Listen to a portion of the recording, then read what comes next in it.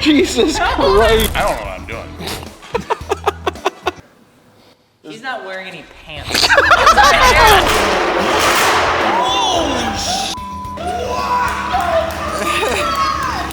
Whoa, whoa, whoa, whoa!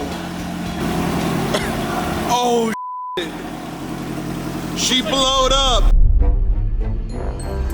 It's $10,000. It's gold. 19 pieces. It's gold. Valvetronic Designs calls it special ops. It's gold. We have to install it in 48 hours. I'm not a certified Ferrari mechanic. Would you rather go back to the Nissan Z? No. Good man. We're doing this. Okay.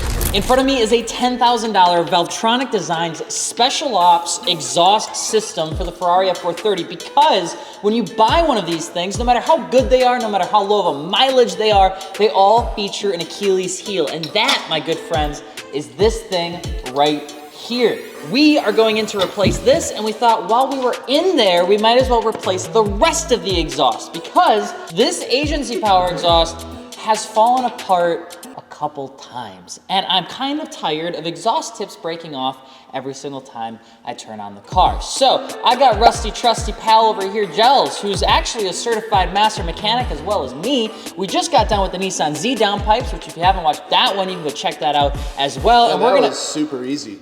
I feel like even though this has 19 components, 22 different individually wrapped bags and boxes, I still think this is gonna be easier. It's gold.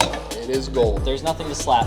Let's get into it. Rich people everywhere always find something to complain about with Ferraris. The SF90s are too progressive. The 4880s are too bland. The 458 was perfect in every way, and now it's unaffordable. And the F430 came in more F1 transmission configurations over manual, and all those people are wrong. The worst thing about this car is equivalent to huffing attic insulation when you buy your first house. You know you shouldn't. You actually don't know if you're doing it or not, but you don't realize that you now have cancer. These cars can get cancer. And today, you and I are going to put that on this car. If you want to support the series, you can pick up a Never Abandon What's Important tee. This shirt is more important than any other shirt that I've ever done before, mostly because it's got caramel on it. For those that don't know, is my closest animal. He passed away when he was only 18 months old. So a portion of all the proceeds of this t-shirt are gonna go to FIP research, because it's a curable disease that doesn't need to affect other people that may also be going through it. So it's a really big deal to me. It'd mean the absolute world. Let's get back into it. You wanna see something really neat?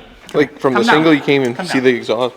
You can see though why we're switching out the exhaust. Okay. This, repair. Repair. Oh my God. Repair. Repair. Repair. Yeah, where's it cracked again now? What kind of exhaust is this? I don't know. I don't This know. is a Timu exhaust. And then this cracked and broke, so we just need to. I feel like if I hit don't it hard care. enough, it would break. All right, you ready for this? No, no, no. Get back. Don't touch. Don't touch. Get back and listen and learn. This is part of our own technology. Ferrari 430 does not have an external cooler. Instead, there's a cooler that's squished between the top of the engine and the block. And then coolant comes in and oil comes out. The problem is that heat exchanger is a very common point of failure. So what people do is they replace it with something aftermarket and life goes on. The Scuderias never had that heat exchanger in the first place because they're not f***ing idiots. So what they did is they actually just put an external mounted cooler back here that ran from a line. They never ran the heat exchanger. You didn't really need to cool anything down. We tried that, and then in April of 2020, the cooler blew up right outside my house, and there's still traces of all the mess on a public road that I'll never take accountability for. So we put this back like this, so it just reroutes, but there's supposed to be a cooler here. We're gonna try and actually get one so we can do this right. All right, I'm gonna take off the easiest part, and then Chelsea gotta take off the rest of it. Yeah, I know. It's usually, Oh, by the way, usually how it if you goes. need to take off the 430 bumper, Jesus. this is how you... This is the best tool that we bought so far, is that extension. Oh, hey, yo. Hey, yo. Whoa. Bringo. Just take it out? Jesus Christ. Where's the chicken nugget? Dump not it. in there anymore. Dump it. It's gotta be. Where'd it go? I don't know. I don't know either. Oh,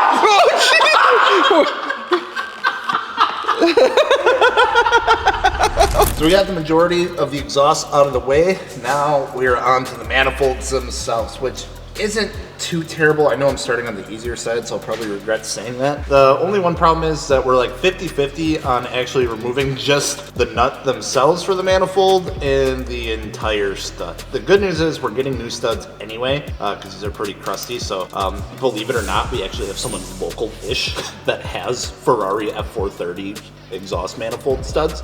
So Dustin's gonna run and get those, but essentially we're just trying to get everything out of the way here so we can drop these manifolds out. The manifolds we thought were the hard part, but the hard part, as they say, as a dramatic point of a movie, things are just getting started. The Valvetronic exhaust has some fun quirks and features I think you should know about, okay? It's 30 pounds in total lighter than the exhaust we had in it. The gold will not last, okay? So don't gold finger me. That sounds weird. And came in more pieces than I was initially expecting. We had 19 pieces from this exhaust. The one we just took out was 7, and it wasn't behaving at all. Why so many pieces?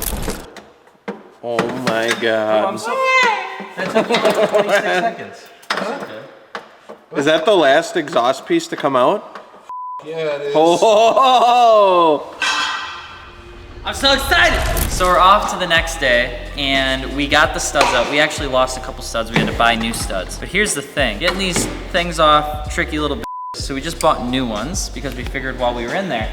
And then we learned a little fun trick to actually get the studs back in. The double nut method, you put one upside down, one right side up, and then you tighten them together. And essentially it gives you the force to then thread into the actual block. Now apparently, you're supposed to torque those to 25 Newton meters. Yeah. I don't know how the you're even supposed to You don't get know what any. 25 Newton meters folks are? Oh, just because all of a sudden you put overalls on, right you think there. you just know Yeah, Newton 25 meters? Newton meter belt like that. Okay. Yeah. He's not wearing any pants. These get like super duper hot, and there's a bunch of electrical stuff in there that is kind of like heat wrapped, but since we're not having like a massive heat shield with fiberglass insulation in it, we figured we might as well just try our best. So we got some titanium heat wrap that we wrap these with just to help mitigate that a little bit. How hard was it to do? These were a little tough because like a lot of the, where it like crosses over was like super tight. You couldn't get the wrap through it, so we had to like double up on areas. I did my best. I'm not a professional at this. It was better than nothing. Yeah, watch your head, watch your head, watch your head, watch your head. Oh! They kept getting closer. Yeah, I did. That's why I like this. Ooh, here we go. Wait, what's the opposite of a wham? You don't want to know. We're just assembling the puzzle. There's a lot of pieces. So, no, we need the other one. We need the, yes. I don't know what I'm doing. Me when I go to the bathroom. Well, here, I thought you guys were almost done. Now you're taking it all back out. Just mocking everything out. We're actually disassembling Aww. a brand new Valvetronic exhaust. I didn't get to see this piece. Yeah, so we're not putting the test pipes that Valvetronic Why? sent us because those are T304 stainless with Inconel wrapping. Oh, you had the fancy ones. We already had the Inconel full test pipe, and so we're gonna put those back in because that's from Tubi Style, which I mean that's like the brand you would like go with if you wanted a full race exhaust. But we're putting the rest of the Valvetronic exhaust on, but because there's so many pieces, we needed to mock everything up to see where everything belongs. It's happening. It's happening. Joel's got the exhaust in. Everyone stay calm. Everybody panic!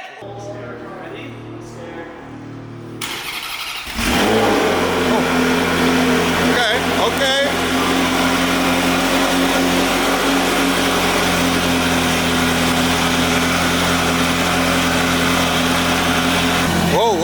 Whoa.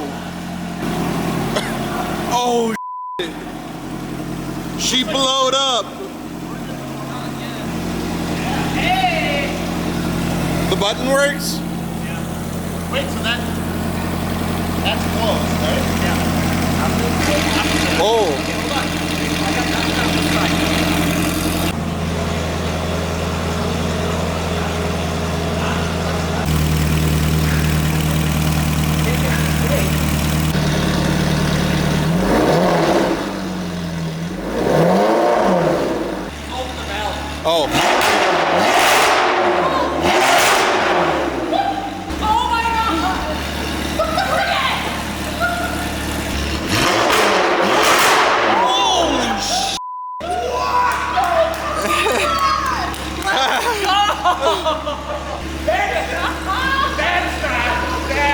Let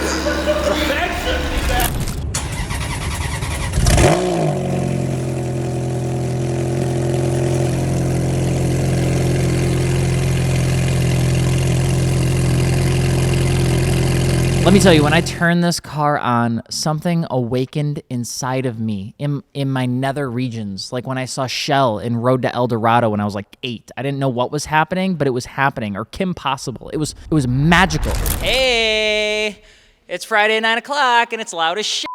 The exhaust looks and sounds incredible. Gonna be honest, it being a billion pieces did not make it easy whatsoever. Pro tip if you're starting an exhaust company, less pieces better. Pretty much every single time. But we have 3 days. We're gonna get the back end mocked up. You guys don't need to watch that. You don't wanna watch that. We're gonna get the bumper all cleaned up. We're gonna try and get this as organized as we can because I still have an E-gear issue now. And on top of that, we gotta get the livery put on, the wheels and tires put on, and we got a couple of bits and pieces that we're gonna try and sneak onto the car before Riverside, which is literally next week. The car goes on a trailer in 96 hours. We gotta get it all done. I love you all. I think I have carbon monoxide poisoning.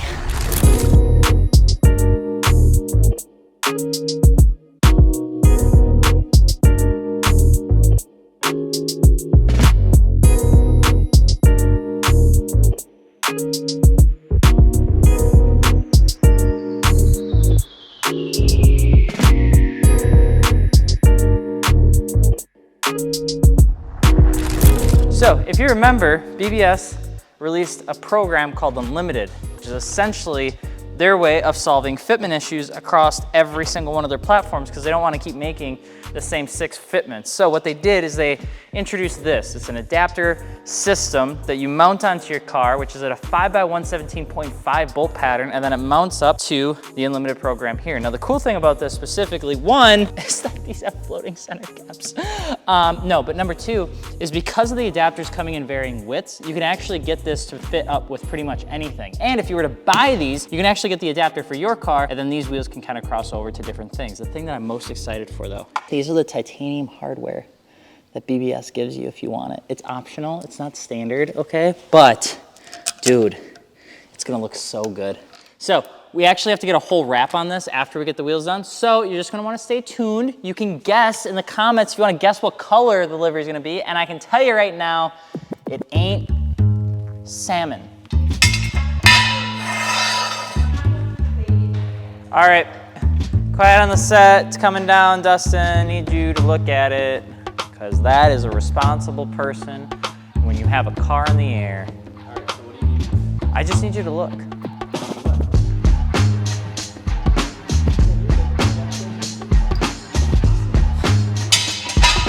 Yeah, you gotta be safe, my guy. No, I appreciate that. I spent a lot of time. 430's on the ground, ladies and gentlemen. Whoa.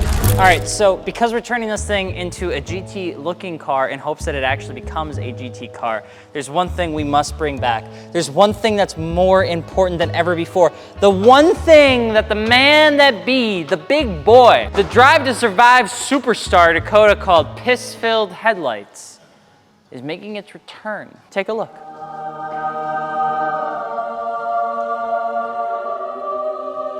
We are wrapping the entire car piss-colored. 9:30 dance moves, 9:30 Saturday dance moves. We've been at this for 13 hours. It's like looking into my bladder.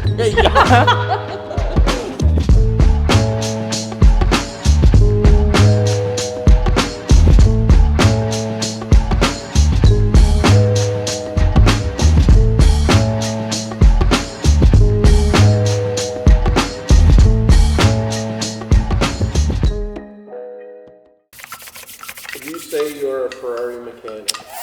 Yeah, absolutely.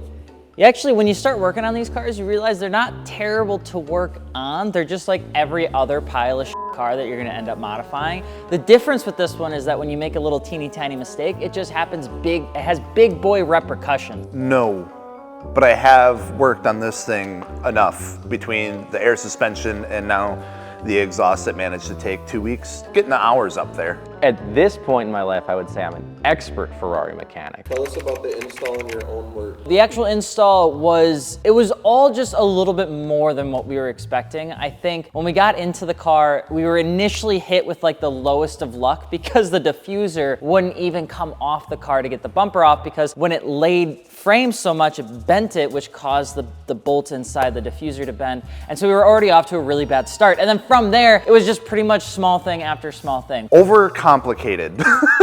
Challenging would be a word I would pick, or maybe difficult. How was the removal of the OEM manifolds? Yeah, so it was actually, I say it a little bit tongue-in-cheek, but it wasn't as bad as we thought. Gels did most of the work, so my opinion means probably all in the grand scheme of things, but in terms of actually knowing what to do and getting access to it, it was actually relatively easy. Once you take the carbon fiber like top covers off and you get a second set of hands in there, you can actually get at it relatively pretty easy. The removal of the OEM manifolds wasn't terrible. The manifold nuts essentially on each side, they weren't too crazy hard to get to. You just had to use like a stubby wrench. Some of them on the driver's side were kind of up and covered by the AC compressor and things like that. So we had to kind of configure a wrench situation with a little hammer to kind of like tap them free. I was laying under the car holding a wrench with my thumb. My right hand was holding a pry bar, and then on the other end of this 36-inch pry bar, Gels is tapping it with a dead blow to get the wrench to turn. So we had to get creative, but it went okay. Be honest, what was the worst part about? The studs are scary. They're scary. They're scary to look at. They're scary to touch. I'm scared of them, period. Getting the actual exhaust itself installed is where we hit a lot of issues, because it's just, I think we went from, what we said, counted 7 pieces to 19 pieces for this exhaust, which is just ridiculous. Those exhaust manifold studs are the most terrifying thing to take out in the world, because like, if you shear that off, there's no room to get an easy out in there. You're not just gonna like back that stud out and everything's gonna be okay. You're talking like, maybe if you're lucky you can weld a nut on it, but more than likely that's an engine out process to get that stud out. Did it go better or worse than you expected? About as expected. It went about as expected. There was a couple times where Gels turned into Big Al in terms of anger, and that's when I knew that we needed to step in and help, because he would start not yelling, but you know, like that the uncle that's like sitting in the corner of Thanksgiving, and like the question, you know, somebody comes in with some progressive idea, then the uncle's like upset about it, but he's not gonna say anything too loud. He's gonna mumble under his breath the whole time, and he's like, fucking Worse. It always goes worse. If this install was of food, what kind of food would it be? You remember, I don't know if they're like Tyson, but those frozen microwave meals that were the chicken tenders with the mac and cheese and the brownie. The chicken tendies were always like super underwhelming and kind of frustrating because you were hoping they were crispy and good. Mac and cheese, pretty decent, but the brownie was the best part of that frozen meal. And the reason that I say that is because after all of the tomfoolery and work we had to put into that, turning the car on and just giving it a little baby 4K rev and hearing what this thing sounds like, it sounds like nothing I've ever heard before. And the Valvetronic Designs exhaust it made it all worth it. It sounds fucking wild. And it shoots gnarly flames. I don't know if it's supposed to shoot gnarly flames, but it did. So that's kind of cool. Sounds freaking cool. No, Valvetronic Designs, thank you so much for the exhaust. Obviously, it was a little bit more of a prototype piece. We had 17 pieces that we had to mock up on this exhaust. Huge shout out to Motion Products as well. There was a couple times where we either forgot gaskets or head studs or things like that. They were always on top of it. They had the stuff pulled for us. They're right down the street. Having a place next to us that services Ferraris, but you'd never be able to tell that they service Ferraris because they're just very humble about their background, is huge. It's such a massive help. And to everybody else that helped out with the exhaust, thank you so much.